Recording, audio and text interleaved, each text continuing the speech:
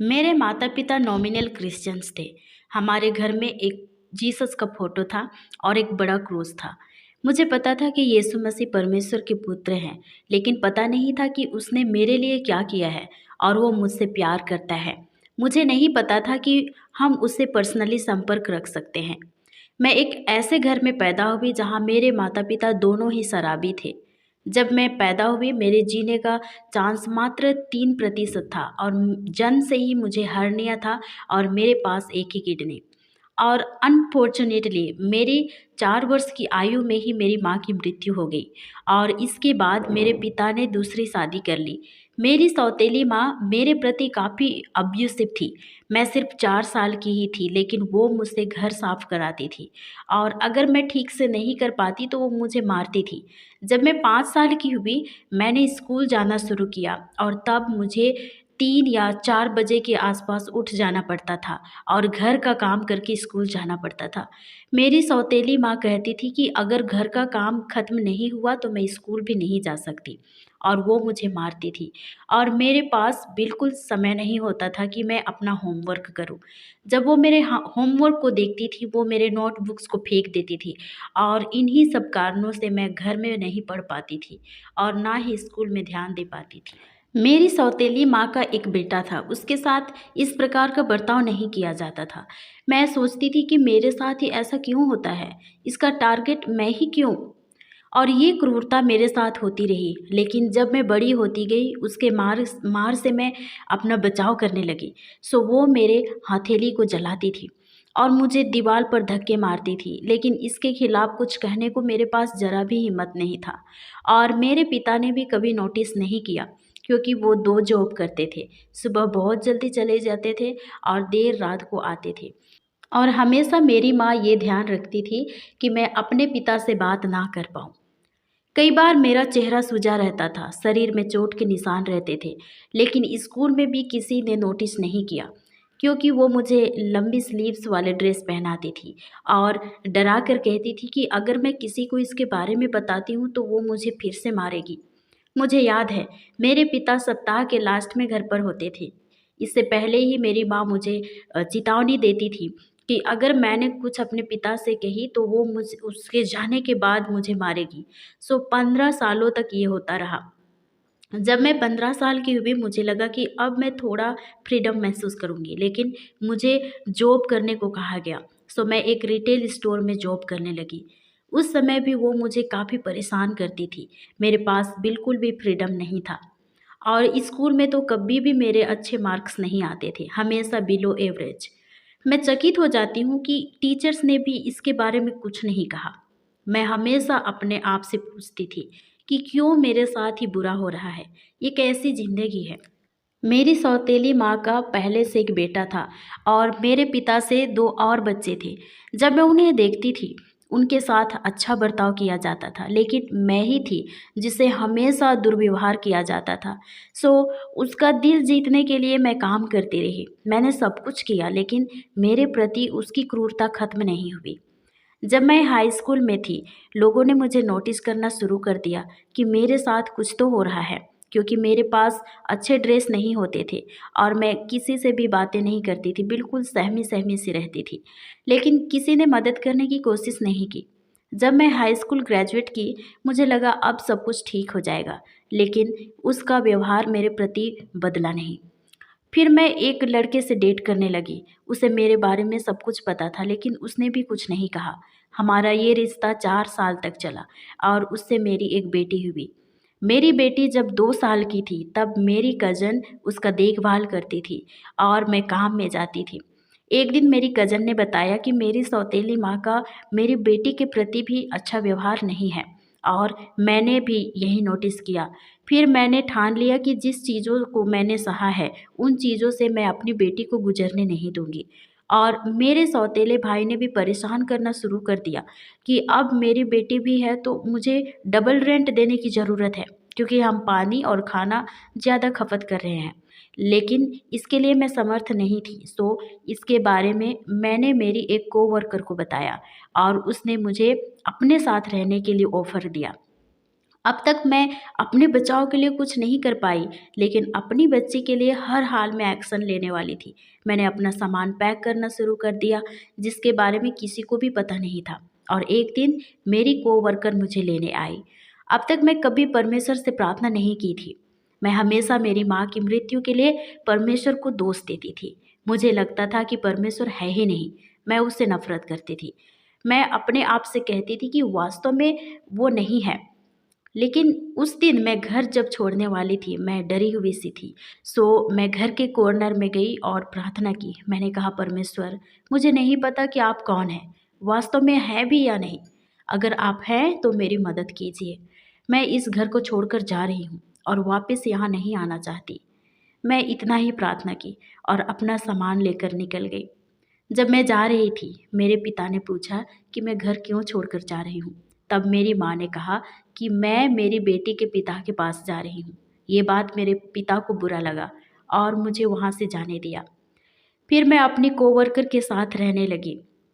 शुरू में वो बहुत हेल्पफुल थी और सब कुछ सही चल रहा था, लेकिन कुछ दिनों बाद मैंने नोटिस किया कि वो मुझे मेरी सौतेली माँ की तरह ही कंट्रोल करने लगी।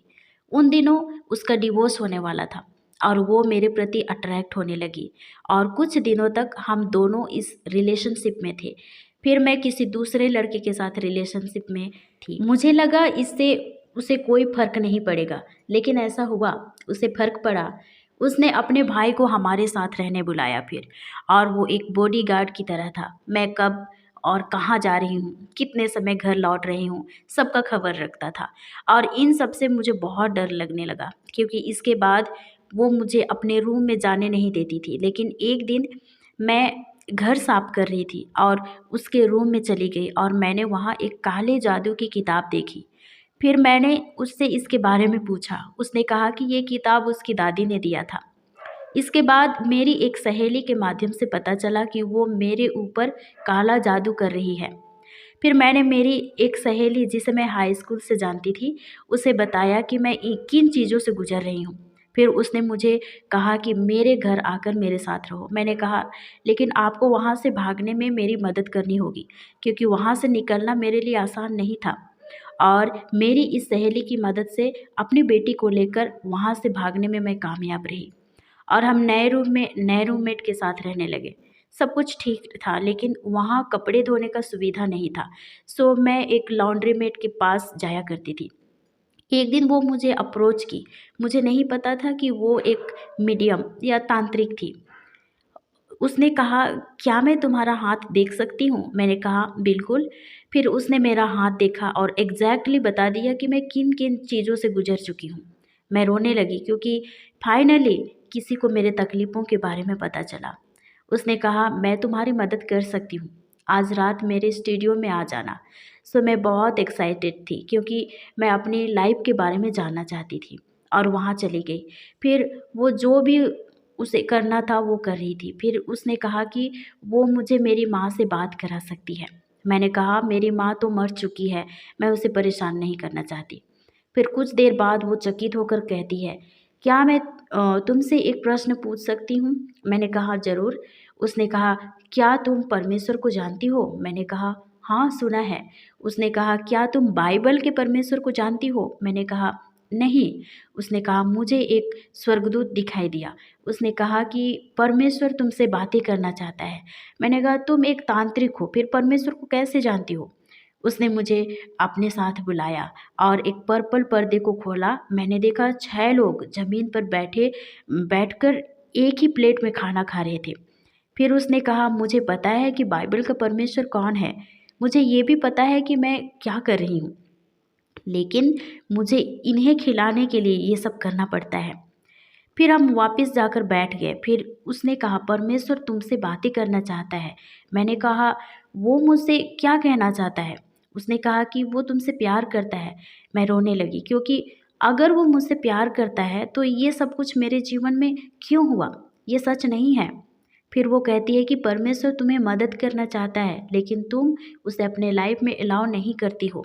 और ये सच था, मैं परमेश्वर से नफरत करती थी।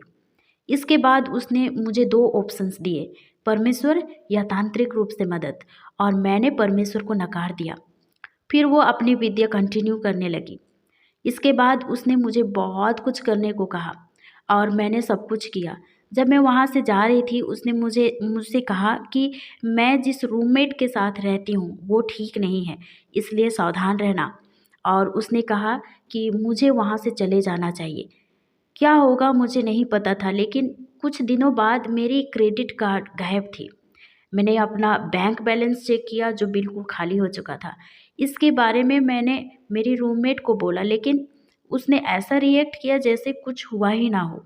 मैंने पुलिस रिपोर्ट किया, तब जाके उसने स्वीकारा कि उसी ने मेरे पैसों को चुराया था। इसके बाद फिर मैंने और एक हाई स्कूल फ्रेंड को कांटेक्ट किया। उसने कहा कि मैं उसके साथ रह सकती हूँ, तो मैं अपनी बेटी को लेकर वहाँ शिफ्ट हो गई। इसके बाद मुझे पता चला कि ये भी काला जादू करती थी। बट थैंक गॉड, मेरी एक और फ्रेंड जो कि एक क्रिश्चियन थी उसने मुझे कांटेक्ट किया और कहा कि मेरे साथ चर्च चलो, वहाँ एक प्रोग्राम है। मैंने कहा सोच कर बताऊँगी। उसने मुझे कई बार इनवाइट किया था पहले भी, लेकिन मैं हमेशा इनकार करती थी। और इस समय तो मैं नए रूममेट के साथ काला जादू सीख रही थी और मुझे लगा कि इस बुरे चीज़ के साथ मैं परमेश्वर के पास नहीं जा सकती। पहले मुझे मेरे जीवन से इसे फेंकना होगा। फिर काला जादू का जो भी मेरे पास सामग्री था मैंने लिया और पास वाले एक चर्च में चली गई। चर्च बिल्कुल खाली था। मैं दौड़कर अंदर गई और उन चीज़ों को वेदी पर रख दी और मैंने परमेश्वर से कहा, प्रभु मुझे क्या करना चाहिए मुझे नहीं पता, लेकिन मुझे आपकी ज़रूरत है। वहाँ से मैं बाहर आ गई। अपनी सहेली को फ़ोन की। मैंने कहा मैं तुम्हारे साथ चर्च आने के लिए तैयार हूँ। और मैं चर्च चली गई और उस दिन मैंने प्रभु यीशु मसीह को स्वीकार कर लिया। लेकिन मुझे नहीं पता था कि मैं क्या कर रही थी। और वहाँ से वापस आकर फिर से अपना सेम लाइफ जीने लगी और दोबारा चर्च नहीं गई। इसके बाद मेरे जीवन में बहुत कुछ हुआ, सब कुछ खत्म हो गया। और थैंक गॉड उसी फ्रेंड ने 1 साल बाद फिर से मुझे कांटेक्ट किया और चर्च आने को कहा। मैंने तुरंत हाँ कर दी क्योंकि मैं काफ़ी तकलीफ़ में थी। मैं चर्च चली गई, फिर से मैंने प्रभु यीशु मसीह को स्वीकार किया। लेकिन इसके बाद लगभग 4 साल तक मैं बैक पेन से परेशान थी। मैंने सोचा मेरे पास एक ही किडनी है और शायद वो फेल हो रहा है। सो मैंने डॉक्टरों को दिखाया, उन्होंने बताया कि सब कुछ सही है। और एक दिन मैंने एक अद्भुत शक्ति का अनुभव किया। फिर मैंने प्रति सप्ताह चर्च जाने का निर्णय लिया। एक दिन चर्च में परमेश्वर मुझे चंगाई दी और 8 महीने बाद मैंने बपतिस्मा लिया। इसके बाद जब हम आराधना कर रहे थे मुझे अजीब सा लगा, मैं खांसने लगी। आपको पता है कि मैं काला जादू करती थी। सो जाहिर सी बात है वो आत्माएं मुझे आराधना नहीं करने दे रहे थे। उस दिन चर्च में एक गेस्ट आए थे। वे समझ गए कि मैं काला जादू करती थी। मैंने भी कन्फेस किया। फिर उन्होंने प्रार्थना की और मुझे इससे आज़ादी मिली। ये आज़ादी काफ़ी नहीं थी मेरे लिए। मैं कई बंधन से फंसी थी, जैसे हस्तमैथुन, पोर्नोग्राफी, और अब मैं छुटकारे के प्रोसेस में थी। ये मेरे लिए आसान नहीं था। मैं बार बार भूल कर बैठती थी, लेकिन परमेश्वर ने मेरी मदद की और ये भी प्रकट किया कि मुझे मेरी सौतेली माँ को क्षमा करने की ज़रूरत है, और ये मेरे लिए सबसे कठिन काम था। फिर मैंने परमेश्वर से कहा, क्यों मैं उसे क्षमा करूं प्रभु? उसने मुझे इतने दुख दिए। परमेश्वर ने कहा, क्योंकि तुम्हारे अंदर उसके प्रति बहुत गुस्सा है। मुझे समझ में नहीं आ रहा था कैसे करूं, और लंबे समय तक उससे बात भी नहीं हुई थी। सो मैंने अपने पिता से कांटेक्ट की और उनके घर आई। वहाँ सभी थे, मेरे पिता, मेरी सौतेली बहनें, और मैं अपनी सौतेली माँ को किचन में मिली। उसने कहा, हे, मैं सुनी हूँ तुम अब क्रिश्चियन बन गई हो। मैंने कहा, हाँ, आपको कैसे पता? फिर उसने कहा, मुझे पता है मैंने तुम्हारे साथ बहुत बुरा किया है, मैं गलत थी, मुझे माफ़ कर दो। मैंने कहा, परमेश्वर ने मुझे कहा कि मैं आपसे माफ़ी मांगूं, क्योंकि लंबे समय से मैं आपसे नफ़रत करती थी और मेरे अंदर आपके प्रति बहुत गुस्सा था। मुझे याद है। फिर हम एक दूसरे को गले लगाकर रोने लगे। इसके बाद मैंने उसे एक बुरी महिला के रूप में देखना बंद कर दिया और इसके बाद मैंने बैचलर डिग्री परस्यू किया। ये काफ़ी कठिन था क्योंकि मैं पढ़ाई में कमज़ोर थी। मुझे याद है मेरी बेटी मुझे ग्रामर सिखाती थी और परमेश्वर की दया से मैंने अपनी पढ़ाई कंप्लीट की। एक दिन परमेश्वर ने कहा कि मैं तुम्हारे पिता को आज़ाद करने जा रहा हूँ और वो तुम्हारे पास आएगा। मुझे याद है मेरे पिता ने मुझे फ़ोन किया और बाहर मिलने को बुलाया। मैं गई, हम बातें कर रहे थे। फिर उसने कहा, हे, अब मैं कुछ सवाल पूछने जा रहा हूँ, तुम बस हाँ या ना में जवाब देना। मैंने कहा ओके।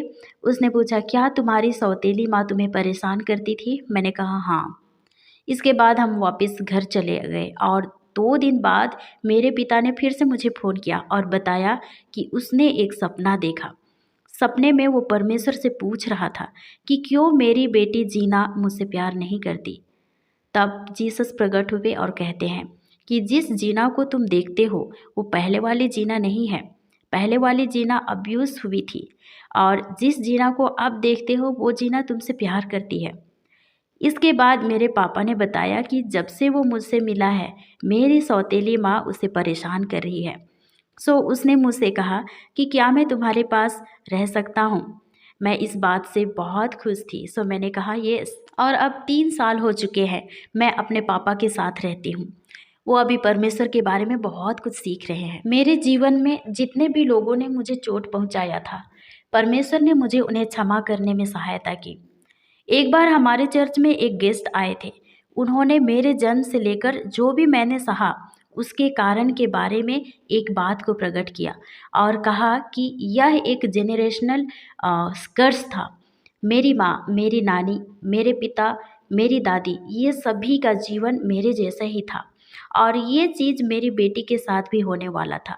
लेकिन परमेश्वर ने इसे रोक दिया, ऐसा होने नहीं दिया और ये श्राप यहीं से ख़त्म हो गई। और उस दिन परमेश्वर ने मुझसे कहा कि मैं अब पहले की तरह नहीं हूँ। मैं अपने आप से प्यार कर सकती हूँ, खुद को माफ़ कर सकती हूँ और जिस नज़र से प्रभु यीशु मुझे देखते हैं, सेम उसी नज़र से मैं खुद को देख सकती हूँ। मुझे याद है नेक्स्ट मॉर्निंग जब मैं उठी, मुझे सब कुछ नया महसूस हुआ। मैंने मिरर देखा और कहा, वाओ! मैं सुंदर हूँ, मैं प्यार के काबिल हूँ। और अब मैं अपने आप से प्यार कर पाई, अपने आप को क्षमा कर पाई और समझ पाई कि मेरी पहचान प्रभु यीशु मसीह में है। और जब मैं खुद से प्यार करने लगी, मैं दूसरों से भी प्यार करने लगी, जो मेरे लिए पहले संभव नहीं था, क्योंकि मेरे अंदर काफ़ी बिटरनेस था। आपने सुना कि मैं उसे नहीं चाहती थी, लेकिन मेरी एक साधारण सी प्रार्थना उसने सुन ली और वो मुझे बचाने आ गए। इसलिए मैं आप लोगों को प्रोत्साहित करती हूँ कि कभी निराश ना हो। यीशु की ओर निहारे, वो आपके मित्र हैं, वो आपके पिता हैं, मुक्तिदाता है और वह प्रेम है, वो आपसे प्रेम करता है।